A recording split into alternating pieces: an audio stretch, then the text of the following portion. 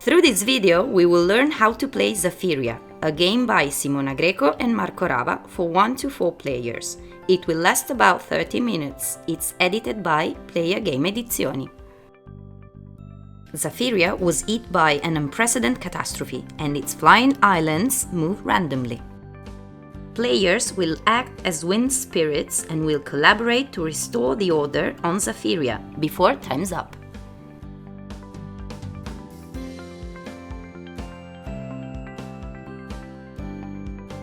Inside the box, we will find 2 rule books, one in Italian, one in English. 5 wind spirit cards. On the back of each card, you'll find a reminder of the action of the spirit itself. 5 wind spirit pawns, 13 Zefiria gems, 6 red ones, 7 purple ones, 4 Zefiria map cards, 1 time track card. On the front, there are spaces for 2 to 4 players. On the back, there are spaces for solo mode. 25 island cards, 6 grid cards, 7 storm cards to play the expert variant called storm mode.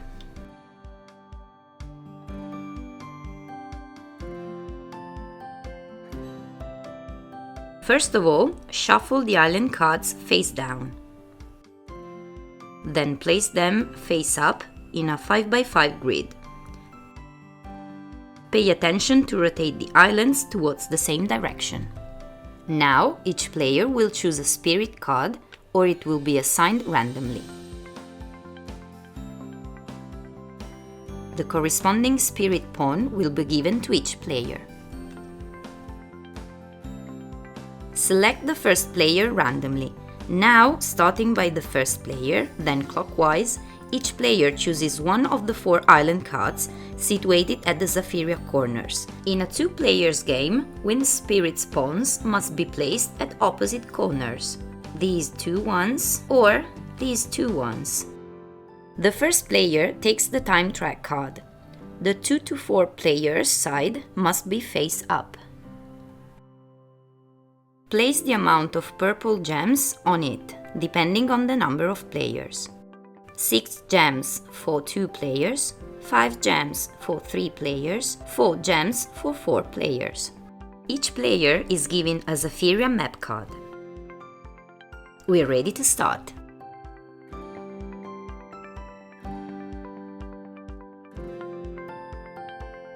Starting each round, the first one included, we will remove a purple gem from the time track card. Now, starting by the first player, then clockwise, each player performs their round using action points at their disposal. These points depend on the number of players. 5 action points in a 2 players game, 4 action points in a 3-4 players game. Action points can be freely used to take fly actions that allow wind spirits to overfly Zefiria, or to take breeze actions that allow islands to move. Talking about fly action, players are not allowed to overfly or to end the action on an island card occupied by a wind spirit. Likewise, for breeze action, players can never overfly a card occupied by a wind spirit or end on an island card occupied by a wind spirit. Let me explain who the wind spirits are. Borea can fly in 2 different ways. On a free island card, orthogonally adjacent to that one occupied by Borea, using 1 action point, and on a free island card, same color of that one occupied by Borea, using 1 action point. Borea can swap with her breeze any free island card that depicts the same icon of that one occupied by Borea with another free island card. For each overflown island card, the player uses 1 action point.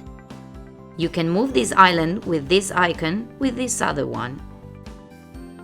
It makes 1, 2, 3 steps, so I use 3 action points.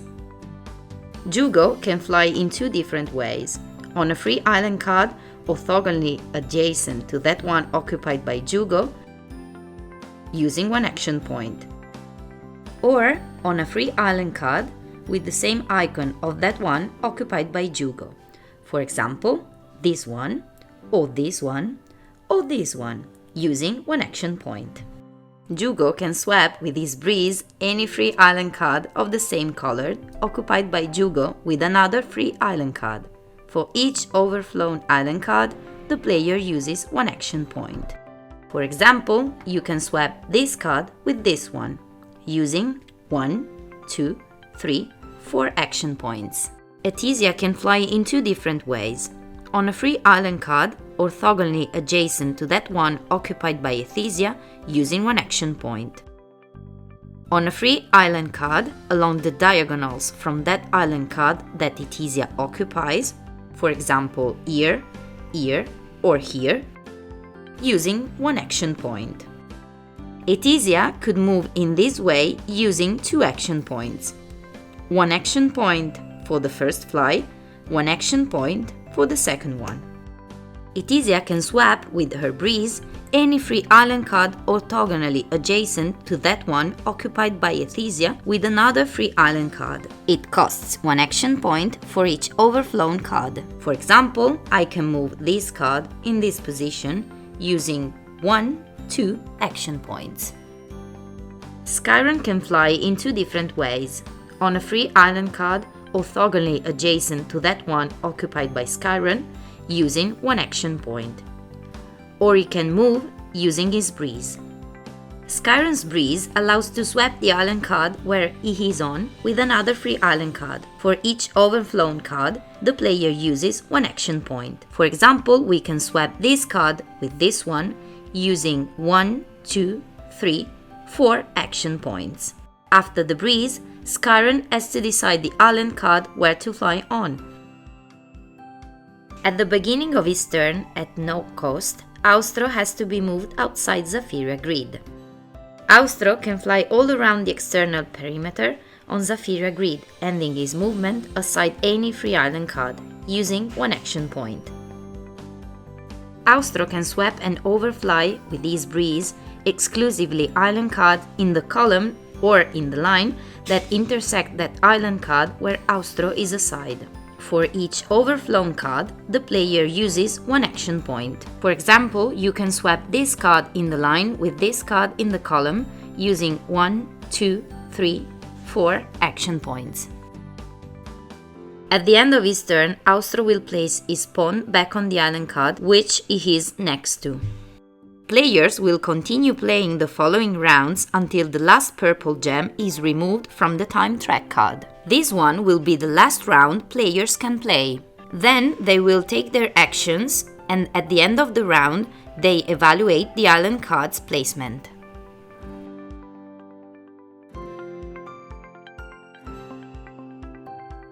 Let's compare the final placement with our Zefiria map card. We gain one victory point for each island in the right spot. In this case, 1, 2, 3, 4, 5, 6, 7, 8, 9, 10, 11, 12, 13, 14, 15, 16, 17, 18, 19 points.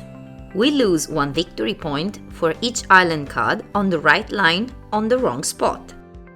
1, 2, 3, and 4 points. We lose 2 victory points for each island card on the wrong line on the wrong spot. 2 plus 2, 4 points. Our result is 11 points. Then we read the endgame table and the verdict is: you seem more breeze spirits than wind spirits.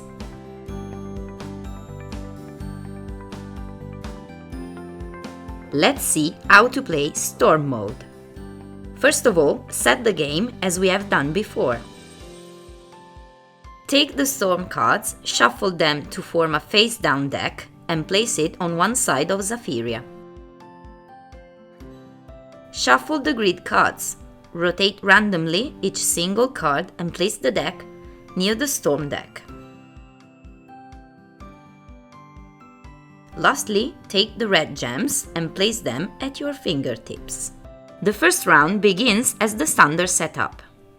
Remove the first purple gem and in turns, each player use their action points as we have seen before. From the second round on, at the beginning of each new round, we reveal a storm card and a grid card.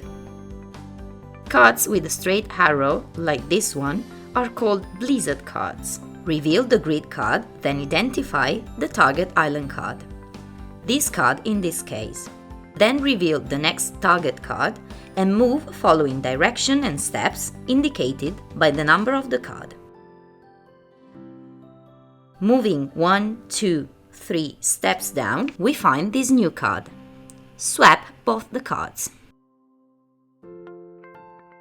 If a wind spirit is on one of these island cards, it moves with them, in this way. If direction and steps move the island card outside Zefiria grid, then the movement of that island card continues on the opposite side of the Zefiria grid. In this case, this is the target card. And moving 3 steps down, these are the 2 islands to swap. If the card shows this kind of arrows, it's a tornado card. First of all, identify the target island card, which is this one. Rotate the grid card clockwise as many times as the tornado card indicates. In this case, once. So we identify the second target island card, which is this one. Swap both the target island cards. If a wind spirit is on one of these island cards, it moves with them. It may occur that a target island card is already on the right spot in Zefiria. As in this case, Island 14 is already on its final spot. In this case, we have to anchor the island, placing a red gem on it. An anchored island card can never be swapped by any wind spirit or by any effect of a storm card. It can never be overflown by any wind spirit or by any other island card. Never allow that a wind spirit ends its movement on it. If during this player's turn the magical gem is still on the same island card, then the wind spirit has to fly necessarily from the island card as first action. Using one action point during their turn, a player can retrieve a magical gem from any island card. A player can use that magical gem, returning it back in the box anytime to add one action point to the active player. Obviously, they can choose themselves. Each magical gem still in possession of the wind spirits is worth 1 victory point during end of game scoring.